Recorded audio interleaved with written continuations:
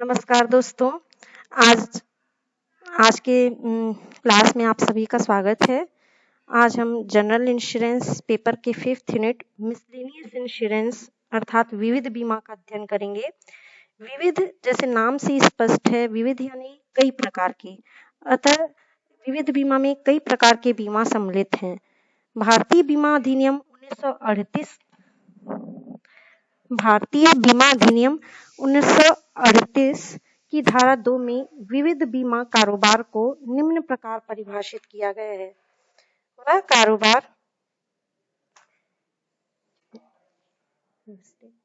कारोबार जिसके अंतर्गत उन बीमा संविदाओं को जारी किया जाता है जो बीमा जीवन बीमा, अग्नि बीमा एवं समुद्री बीमा में पूर्ण रूप से शामिल नहीं की जाती हो। अर्थात विविध बीमा के तहत गैर जीवन, अग्नि एवं समुद्री जोखिमें समृद्ध की जाती हैं। विविध बीमा के अंतर्गत इस प्रकार से विविध बीमा के अंतर्गत दुर्घटना बीमा, चोरी डकैती बीमा, विश्वसनीयता गारंटी बीमा, वैधानिक दायित्व बीमा आदि प्रमुख हैं।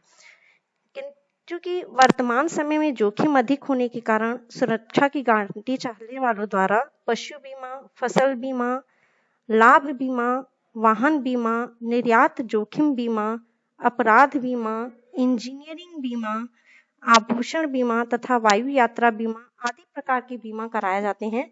इन सभी को सम्मिलित रूप से हम विविध बीमा के अंतर्गत शामिल करते हैं।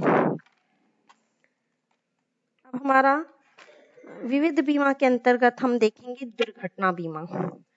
दुर्घटना बीमा वह बीमा है जिसके अंतर्गत बीमा कंपनी कुछ निश्चित प्रकार की दुर्घटनाओं से उत्पन्न होने वाली हानि की पूर्ति करने का वचन देती है। कुछ निश्चित प्रकार की दुर्घटना अर्थात उन दुर्घटनाओं से है जिनका उल्लेख बीमा पत्र में किया जाता है। जिनका उल्लेख बीमा पत्र में रहेगा, उन्हीं दुर्घटनाओं से यदि हानि होती है तो उन हानियों की पूर्ति बीमा कंपनी द्वारा की जाती है। अध्ययन की सुविधा की दृष्टि से दुर्घटना बीमा को 3 भागों में विभक्त किया जा सकता है। पहला है व्यक्तिगत दुर्घटना बीमा, पर्सनल एक्सीडेंट इंश्योरेंस। सेकंड है जनता व्यक्तिगत दुर्घटना बीमा, जनता पर्सनल एक्सीडेंट पॉलिसी। थर्ड है मोटर दुर्घटना बीमा, मोटर एक्सीडेंट इंश्योरेंस। आज हम सबसे पहले अध्ययन करेंगे व्यक्तिगत दुर्घटना बीमा। व्यक्तिगत दुर्घटना बीमा एक संविदा है जिसके अंतर्गत एक निश्चित प्रीमियम के बदले में या निश्चित प्रीमियम के प्रतिफल में बीमा कंपनी यह वचन देती है कि बीमित व्यक्ति की दुर्घटना मृत्यु होने पर या असमर्थ हो जाने पर एक निश्चित रकम का भुगतान करेगी। अब है दुर्घटना बीमा पत्र के प्रकार। दुर्घटना बीमा पत्र 3 प्रकार के होते हैं। फर्स्ट है दुर्घटना बीमा पत्र, सेकंड दुर्घटना एवं विशिष्ट रोग बीमा पत्र, तीसरा दुर्घटना एवं संपूर्ण रोग बीमा पत्र। अब हम देखेंगे कि दुर्घटना बीमा पत्र का मतलब क्या है।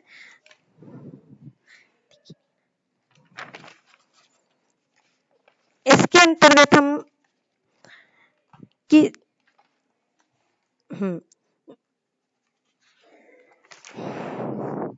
चूंकि यह बीमा कंपनी जिम्मेदारी लेती है कि दुर्घटनावश यदि बीमादारों के अशक्त होने पर या उसकी मृत्यु होने पर एक निश्चित रकम का भुगतान करेगी। यह बीमा जीवन बीमा की प्रकृति का ही है, अर्थात जिस प्रकार जीवन बीमा में क्षतिपूर्ति का सिद्धांत लागू नहीं होता, ठीक उसी प्रकार व्यक्तिगत दुर्घटना बीमा में भी क्षतिपूर्ति का कोई प्रश्न नहीं होता। कारण यह है कि इस प्रकार के बीमा का संबंध व्यक्ति से होता है, वस्तु या संपत्ति से नहीं होता है। अब हम चर्चा करेंगे व्यक्तिगत दुर्घटना बीमा पत्र के प्रकार। पहला दुर्घटना बीमा पत्र। इस बीमा पत्र के अंतर्गत केवल व्यक्ति के दुर्घटना से उत्पन्न जोखिमों को ही शामिल किया जाता है। असम्मिलित जोखिमों के अतिरिक्त बीमित जोखिमों से दुर्घटनाग्रस्त होने पर बीमा कंपनी नियमानुसार रकम बीमा कराने वाले को दे देती है। अर्थात जिन दुर्घटनाओं का उल्लेख बीमा पत्र में किया जाता है या बीमा पत्र में होता है, यदि उन दुर्घटनाओं से किसी व्यक्ति की मृत्यु हो जाती है या वो असमर्थ हो जाता है चलने फिरने में, तो बीमा कंपनी द्वारा से बीमा राशि का भुगतान कर दिया जाता है। नेक्स्ट है दुर्घटना एवं विशिष्ट रोग बीमा पत्र। इस बीमा पत्र के अंतर्गत दुर्घटना एवं बीमा पत्र पर उद्धृत रोगों से बीमादार के अपाहिज या मृत्यु होने का दायित्व बीमा कंपनी ग्रहण करती है। विशिष्ट रोगों का विवरण बीमा अनुबंध करते समय निश्चित किया जाता है। इसके अंतर्गत यदि जिन रोगों का वर्णन बीमा पत्र में रहता है, यदि उन रोगों से या दुर्घटनाओं से बीमित व्यक्ति की मृत्यु हो जाती है तो कंपनी द्वारा बीमा राशि का भुगतान किया जाता है। नेक्स्ट है दुर्घटना एवं संपूर्ण रोग बीमा पत्र। दुर्घटना के अतिरिक्त सभी बीमारी से उत्पन्न जोखिमों को इस बीमा पत्र के अंतर्गत शामिल किया जाता है। यहाँ पर यह विशेष रूप से उल्लेखनीय है कि बीमा कंपनी उन रोगों की जोखिमों के प्रति दायित्व स्वीकार नहीं करती जो नियमानुसार असंवृत्त होते हैं। नेक्स्ट हम देखेंगे व्यक्तिगत दुर्घटना बीमा में सम्मिलित न होने वाले जोखिम, अर्थात ऐसे जोखिमों से यदि बीमित व्यक्ति की मृत्यु हो जाती है तो उन्हें बीमा कंपनी स्वीकार नहीं करती। इसमें निम्न हैं, जैसे बीमादार द्वारा जानबूझकर स्वयं को चोट पहुंचाने या आत्महत्या से हानि। सेकंड है गुप्त रोग से क्षति होने पर। थर्ड है मानक द्रव्यों के सेवन से क्षति होने पर। नेक्स्ट है युद्ध, क्रांति एवं बलवा से क्षति होने पर। नेक्स्ट भूकंप या अन्य प्राकृतिक आपदा से क्षति होने पर। नेक्स्ट है बीमा कराने से पहले के किसी शारीरिक दोष के कारण क्षति। नेक्स्ट है महिला बीमादार के लिए गर्भावस्था के समय क्षति। नेक्स्ट है शिकार, पर्वतारोहण या पोलो खेलने से हानि।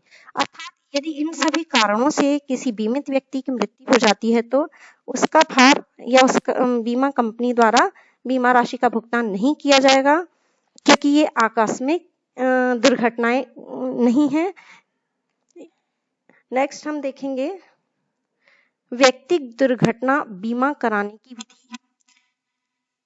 इसमें है सर्वप्रथम है प्रस्ताव पत्र प्राप्त करना। जैसा कि हम जानते हैं कि कोई भी अगर हम बीमा करवाते हैं तो सबसे पहले हमको प्रस्ताव पत्र भरना पड़ता है, तो इसमें भी प्रस्ताव पत्र बीमा कंपनी से प्राप्त करके उसे भरा जाता है।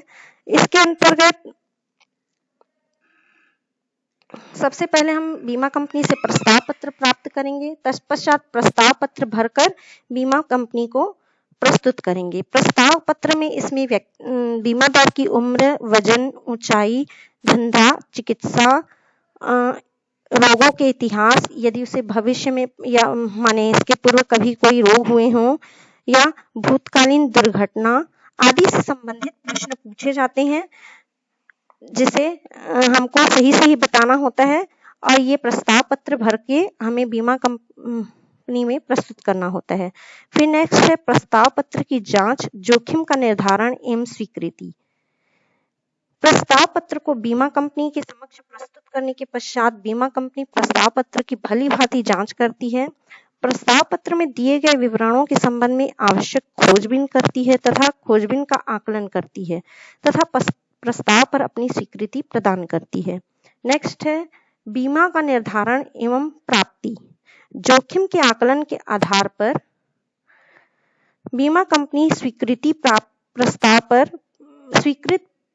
प्रस्ताव पर प्रीमियम का निर्धारण करती है। इस प्रीमियम के चुकाने पर जोखिम का दायित्व प्रारंभ हो जाता है। प्रीमियम निर्धारण में प्रस्तावक के धंधे पर विशेष रूप से ध्यान दिया जाता है। फिर नेक्स्ट है कवर नोट जारी करना। प्रीमियम जमा होने के साथ ही कवर नोट बीमित व्यक्ति को दे दिया जाता है और इसी के साथ ही जोखिम प्रारंभ हो जाती है। फिर नेक्स्ट है बीमा पत्र जारी करना। इसके पश्चात बीमाकर्ता बीमा पत्र जारी करता है, जिसमें अन्य बातों के साथ साथ दुर्घटना बीमा में संवृत्त की गई जोखिमों का भी उल्लेख होता है। ऐसी पॉलिसियां अक्सर 1 वर्ष की अवधि के लिए की जाती हैं।